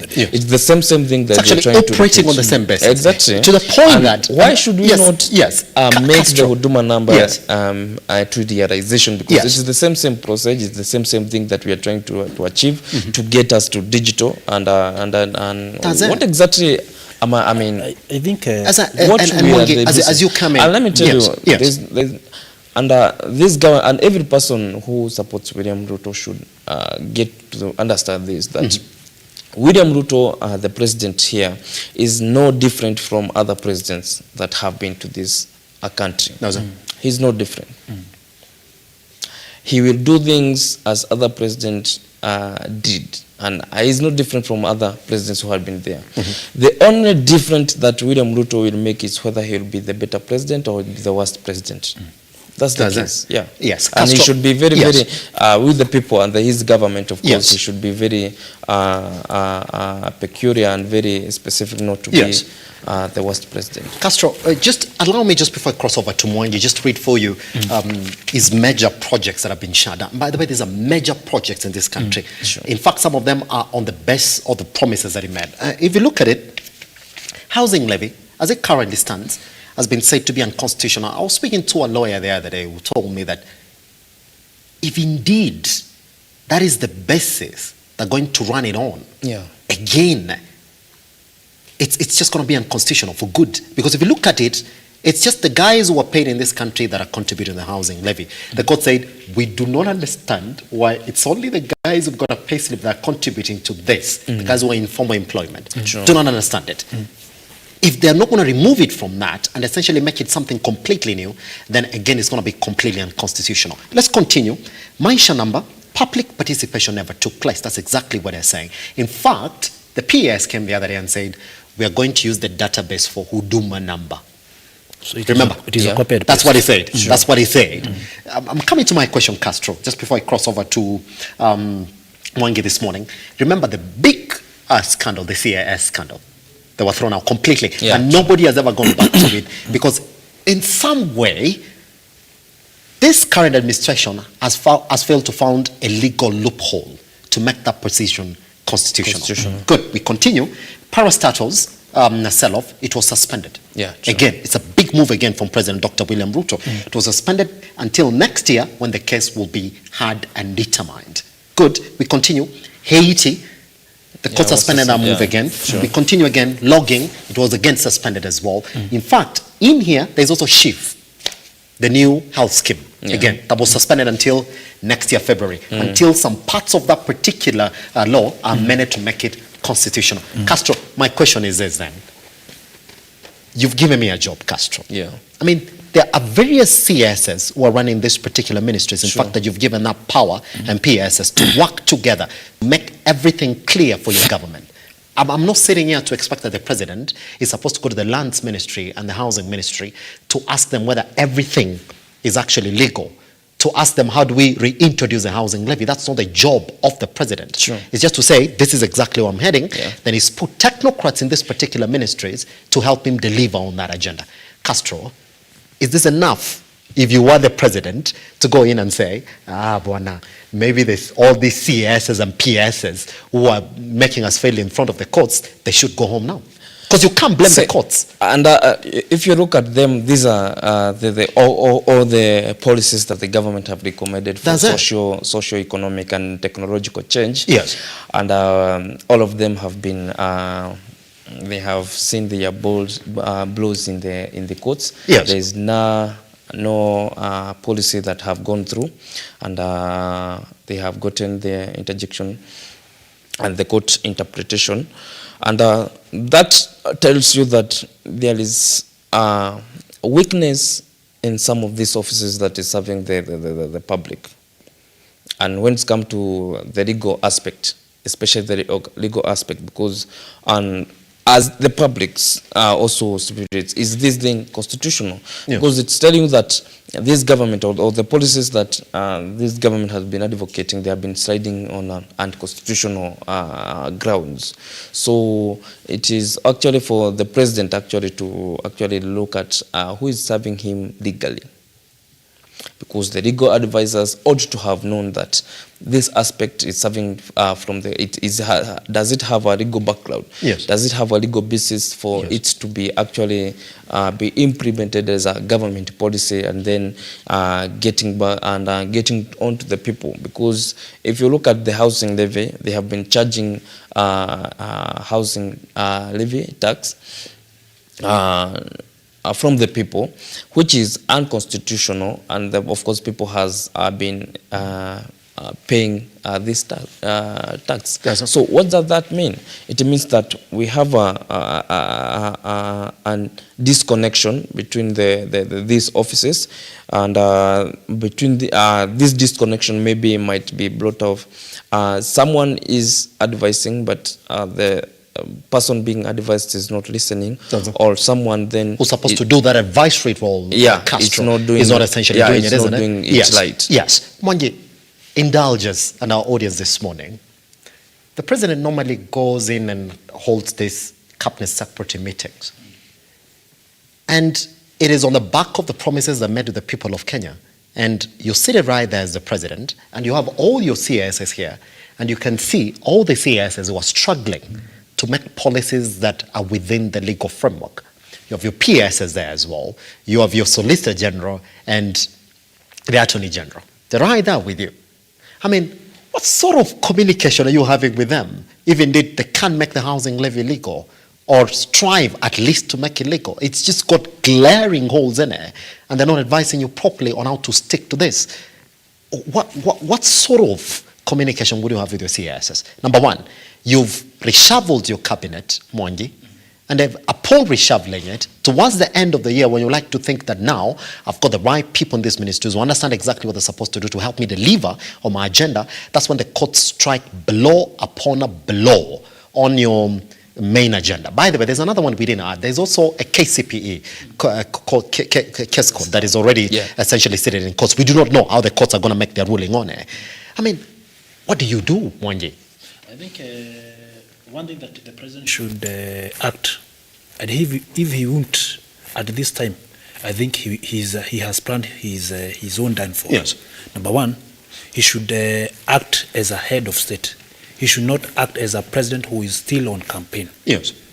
Him being in that office for 1 year, 6 months. Yes. He has pointed that this is a performer CS, performance PS. Yes. This one should go home, because he awarded the politician who helped him to win the election and become the head of state. Time to act, time to work for Kenyans, it is now. This is not the time to look if I fire CSA or CSB, that this is the repercussion that I'll get.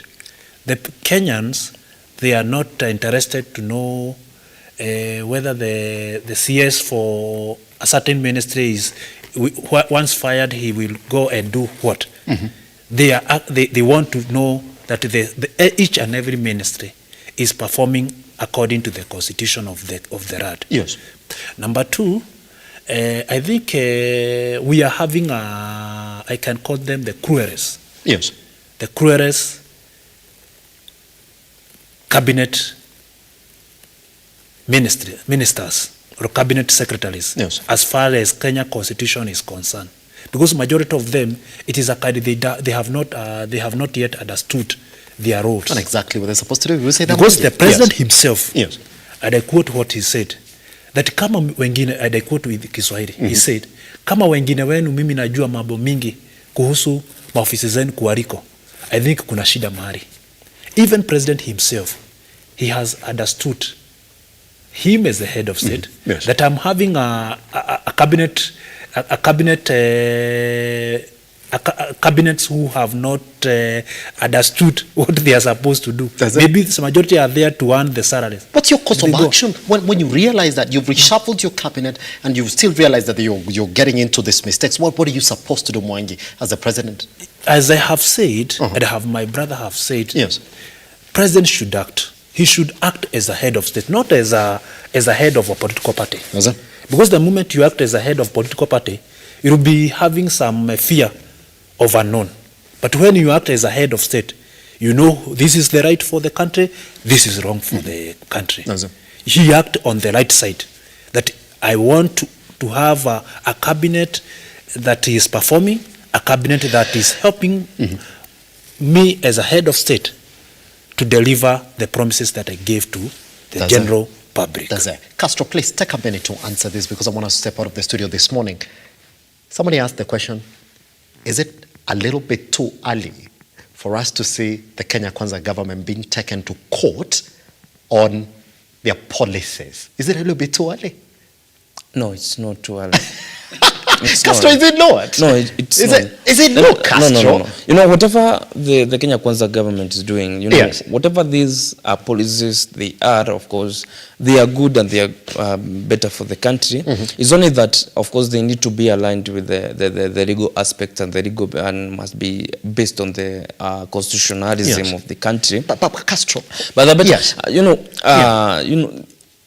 like the housing levy, what was discredited is that we are only charging those people who are receiving pay slip, those people who are formerly state employees, or they have formal jobs, they have formal jobs, formerly employed, and of course now, if the government goes ahead and of course try to bring every Kenyan on board and brings them to put these resources together so that they can achieve these housing projects, because these are a thing that was started by the former regime, and it's a good project for the country because providing affordable and housing for the citizens, then it is something that is achievable and something that is rationally thought of. Only that then we have to look at how the ways that these funds for funding these, or the finances for funding this project,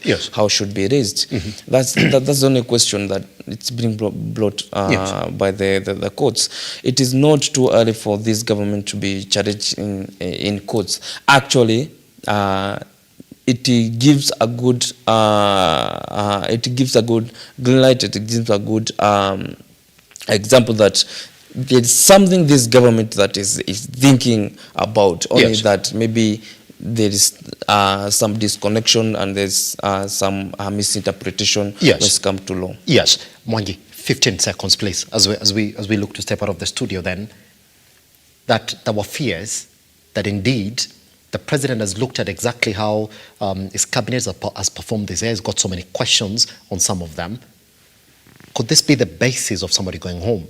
That I gave you a job, you're supposed to help me implement this particular project. You've been taken to court. Your ministry is the one that is in court today on the basis of legality. So can you kindly go home? Would that be a basis of him telling them, well, if you can't help me then, as fast as we promised, then you gotta go home and get somebody who's more effective? Actually, it is not too late. This is the best time to act. This is the best time to work. Yes. This is the best time to advise some of these cabinet secretaries, pack and go. Because if you are not helping the head of state, this is the best time for the president and for the head of state to bring the competent, the individuals who will help him to deliver to his manifesto. If I have been telling the people, if this government fail, the whole regime will be blamed. If where they are heading into a route of failure, because there is no way.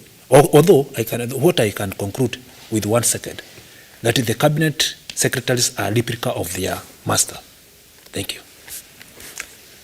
Or to end it on that particular point, Mwangi thinks that the cabinet secretaries is just a replica of the master who's given them those jobs. I do not know how it goes. Gentlemen, I will be very, very happy to bring you back once then the courts make their final say on that Margaret Nyakango case. But I will, you know what? Maybe today they're not going to talk about it in the National House because we do not know whether they're going to be back without receiving the NCDF. We would have liked to see a mention of that particular case. So we see how both ends essentially square on Margaret Nyakango's issue. Guess what? We end it at this particular point. Take them back to the time that they joined us right here at Lookuptv online and Lookuptv across all your social media platforms. Let's keep on talking. The conversations essentially continue. Tomorrow is a good day then for us to do this all over again. Goodbye.